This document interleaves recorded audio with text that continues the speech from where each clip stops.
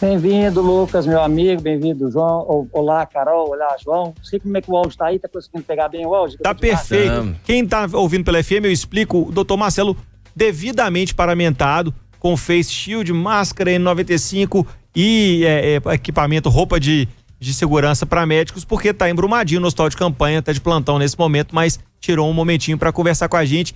Doutor, a gente chegou a 90% de ocupação de leitos aí, UTI, em Minas Gerais. Balanço desta terça-feira da Secretaria de Saúde. Complicada a situação da Covid em Minas, né? Exato, meus amigos, né? Aquilo que a gente vem conversando já há cerca de 2 meses, basicamente, falando que esse dia ia chegar.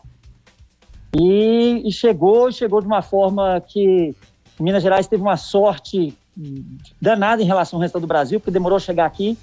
Então, teve como a gente pensar como tratar melhor os nossos pacientes. Em relação aos leitos, tem me preocupado cada vez mais, principalmente na região Belo Horizonte, região metropolitana, que eu tenho mais contato, e eu tenho conversado com diversos amigos dos meus grupos de intensivista, e a gente viu que esse final de semana os grandes hospitais estavam com leitos 100% ocupados. Né? Santa Casa, São Francisco, Eduardo Menezes, Júlia Kubitschek, e Odilon Beres e Risoleta Neves. Esgotaram 100% de ocupação desses locais. O Eduardo Menezes conseguiu fazer uma manobra junto com o Júlio Kubitschek e conseguiu liberar alguns leitos a mais, mas ficou muito complexo essa situação, porque muitos pacientes estão aguardando agora nas UPAs, né?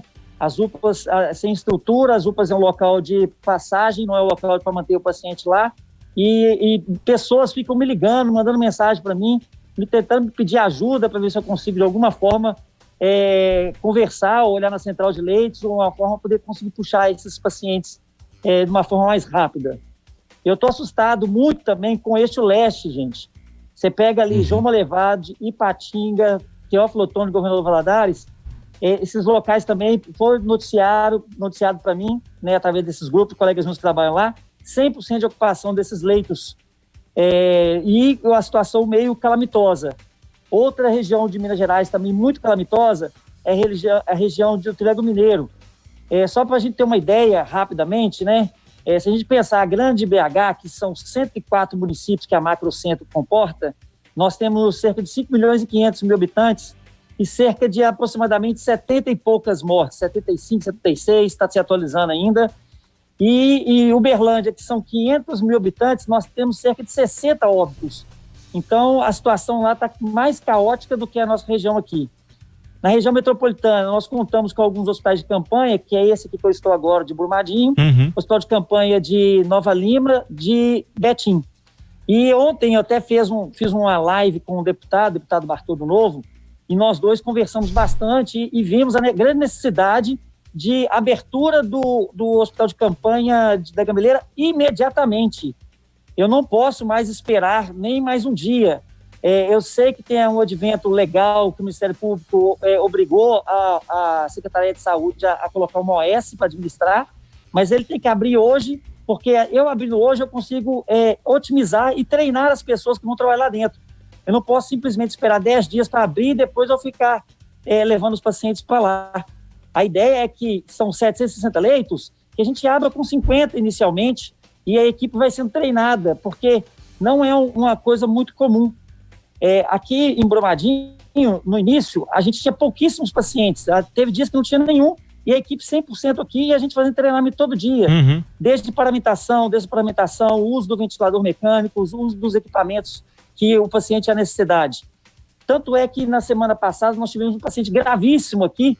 E aí eu não estava de plantão, mas a equipe estava aqui brilhantemente, o paciente com uma dificuldade respiratória e de intubação foi intubado, ventilado de uma forma correta, fez todos os procedimentos invasivos, com sucesso total desse paciente. Ele depois foi até encaminhado para a unidade de terapia intensiva da Santa Casa. Mas, doutor, se a gente não... Perdão, João, pode falar. Não, doutor, só para falando, né, para a gente voltar a falar dessa questão da ocupação de leitos, vendo os dados, né, divulgados pela Prefeitura e pelo Estado, eu estou vendo um aumento não só da ocupação de leitos por pessoas com Covid-19. A gente vê que a ocupação hoje, por exemplo, das UTIs, com pessoas das UTIs não próprias, né, para Covid, está em 88% em Belo Horizonte. Tá tendo um aumento também de outras doenças nesses UTIs? Nessa época do ano, João, a gente costuma falar que nós estamos num período de sazonalidade de doenças cardiovasculares. De maio a setembro, esse período de frio aumenta muito as doenças cardiovasculares, tipo infarto e derrame e edema agudo de pulmão. Então, a gente já estava com o pessoal meio aprisionado dessas doenças, pacientes hipertensos devem estar descontrolados, e aí começaram realmente esses pacientes chegarem. E aí começaram a competir também com os pacientes de Covid. Lembra uma live que nós fizemos há um tempo atrás, um ao vivo no cinema atrás, aí nós estávamos fazendo a conta dos leitos hospitalares? Uhum. Você lembra que nós diminuímos um pouco o nível de leitos hospitalares para poder dar vaga para os pacientes de Covid? Sim. Então agora está os dois entrando em conflito. Os meus pacientes com infarto, derrame, com edema agudo de pulmão, necessitando de terapia intensiva. Então mais um motivo que eu preciso abrir o hospital de campanha para que eu possa desafogar esses hospitais.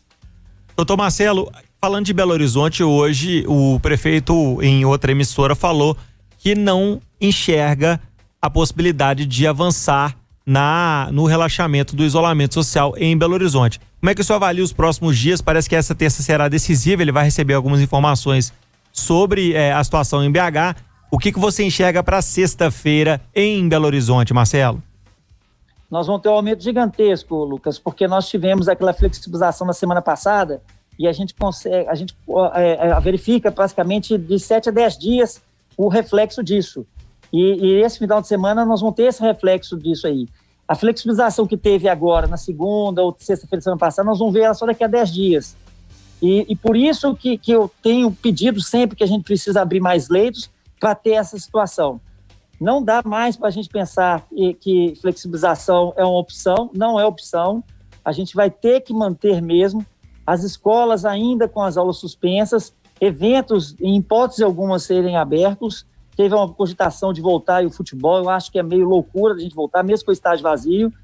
Está se baseando que a Europa voltou, mas nós temos que lembrar que nós estamos 2 meses atrasados em relação à Europa. Uhum. A Europa voltou agora o futebol, então não está na hora de voltar esses eventos. Doutor Marcelo, a gente falando sobre esse aumento no número, né? A gente fica um pouquinho assustado aqui acompanhando Belo Horizonte, Minas Gerais, mas a gente também, de certa forma, a gente começou esse isolamento aqui em Belo Horizonte mais cedo, e aí o senhor explicando pra gente que a gente tem que aguardar esse período aí, que é o período de incubação da doença. Esse aumento da forma que ele está acontecendo hoje, né? Ele já era um pouco esperado aí pelo Comitê de Enfrentamento por causa da flexibilização, já se contava com esse cenário aí, e aí a gente está preparado realmente, pelo menos para esse momento agora, ou existe também a chance aí da gente ter que fazer um lockdown mesmo, né? Só serviços essenciais novamente para poder frear esse aumento aí, se ele não for esperado. Perfeito, Carolzinha. O que acontece é que a gente tem que dar uma noção que o vírus já estava todo alastrando pelo Brasil. Eu não sei se a culpa é somente da flexibilização, não. Porque Minas Gerais demorou muito mais do que os outros estados, né? A gente era o 22º estado em relação ao país, lembrando que nós somos o segundo estado mais populoso do Brasil. E agora que nós estamos passando para 16º, 14º local. Então vai acometer sim, principalmente aquelas cidades que ainda não tinham mesmo. Se a gente olhar 10 dias atrás, nós tínhamos apenas 300 cidades acometidas e agora nós temos mais de 600 cidades acometidas.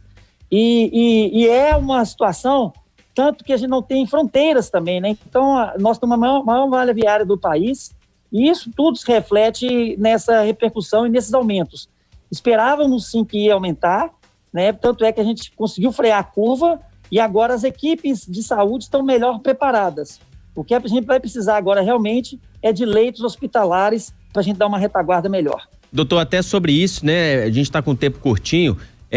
A última questão aqui para a gente finalizar é sobre essa questão dos leitos de UTI.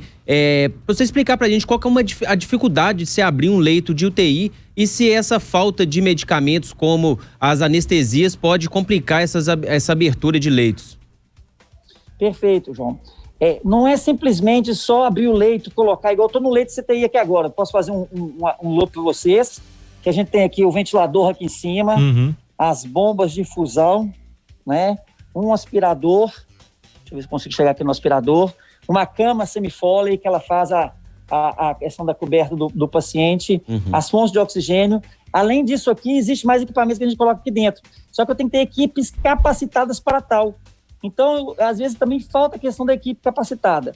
E uma crítica que eu falei ontem, até com o deputado Bartô, assim, Bartô, nós temos que cobrar um pouco da Secretaria de Saúde, porque se pensar em comprar ventiladores em fevereiro, ninguém pensou que eu tinha que comprar medicamentos para manter esse paciente em ventilação. Com isso era uma tragédia anunciada. Isso foi, infelizmente, uma falha de Minas Gerais, que foi o primeiro estado a dar o grito na falha desses medicamentos, que são os bloqueadores neuromusculares, como você citou aí agora, e aqueles medicamentos que a gente chama de medicações de indução anestésicas, que são sedativos.